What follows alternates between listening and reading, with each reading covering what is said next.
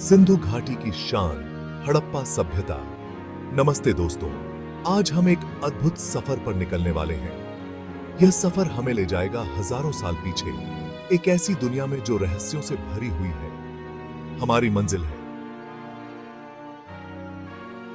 सिंधु घाटी सभ्यता।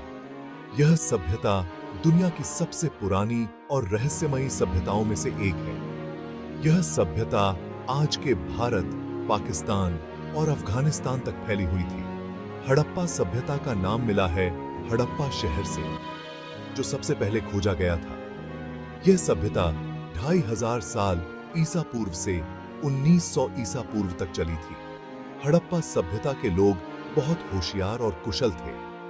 उन्होंने ऐसे शहर बनाए जो आज भी हमें हैरान करते हैं। उनकी कला, उनकी संस्कृति और उनकी तकनीक सब कुछ लाजवाब था। चलिए इस सभ्यता के बारे में और जानते हैं, उनके शहरों को देखते हैं और उनके जीवन को समझते हैं। यह सफर हमें एक ऐसी दुनिया में ले जाएगा जो आज भी हमें प्रेरित करती है। तो चलिए इस अद्भुत यात्रा की शुरुआत करते हैं। अद्भुत शहर मोहनजोदारो और धोलावीरा। हड़प्पा सभ्यता में थे कई शहर, जिनमें मोहनजोदारो और धोलावीरा थे सबसे बेहतरीन। मोहनजोदारो और धोलावीरा ये थे सबसे मशहूर नाम। मोहनजोदारो का मतलब है मुर्दों का टीला, पर इसकी कहानी है जिंदा। यह शहर था विशाल और इसकी योजना थी कमाल। यहां की सड़कें थीं चौड़ी और सीधी, जैसे किसी ने खींची हो रेखा।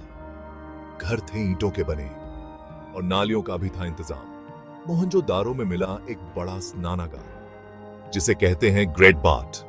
यह शायद धार्मिक कामों के लिए था। धोलावीरा गुजरात में बसा। यह शहर मशहूर है अपने पानी बचाने के तरीके के लिए, जो थे अनोखे और निराले। यहां के लोगों ने बनाए बांध, कुएं और नहरें पानी को जमा करने के लिए। इन शहरों को देखकर अंदाजा लगाया जा सकता है कि हड़प्पा सभ्यता कितनी उन्नत थी। कारीगरी का कमाल। घर, नालियां और शहर। हड़प्पा सभ्यता के लोग बहुत अच्छे कारीगर थे। उन्होंने अपने शहरों को बहुत ही सोच समझकर बनाया था। सड़कें चौड़ी और सीधी थीं और घर एक जैसे बने होते थे। घरों में कमरे, रसोई घर, आंगन और कुएं भी होते थे।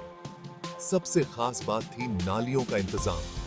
हर घर में नाली होती थी जो गंदा पानी बाहर ले जाती थी। यह नालियां ढकी हुई होती थी और इनकी सफाई भी नियमित रूप से होती थी। यह सब दिखाता है कि हड़प्पा सभ्यता के लोग सफाई और सेहत का कितना ध्यान रखते थे। यह उनकी समझदारी का प्रतीक है।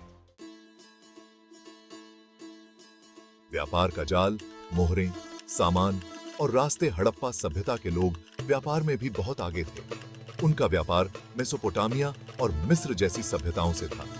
वे जहाजों से समुद्र की यात्राएं भी करते थे। उनके व्यापार का पता चलता है मोहरों से। इन मोहरों पर जानवरों और देवी देवताओं की तस्वीरें बनी होती थी। यह मोहरें शायद सामान की पहचान के लिए इस्तेमाल होती थी। हड़प्पा सभ्यता के लोग कपास, गेहूं, जौ, सोना, चांदी, तांबा और हाथी दांत का व्यापार करते थे। उनके व्यापार के रास्ते जमीन और समुद्र दोनों तरफ फैले हुए थे। यह व्यापार उनकी समृद्धि का प्रतीक था और इससे अलग अलग संस्कृतियों का मिलना जुलना भी बढ़ता था। खेतीबाड़ी, अनाज और जीवन। हड़प्पा सभ्यता के लोग खेतीबाड़ी भी करते थे।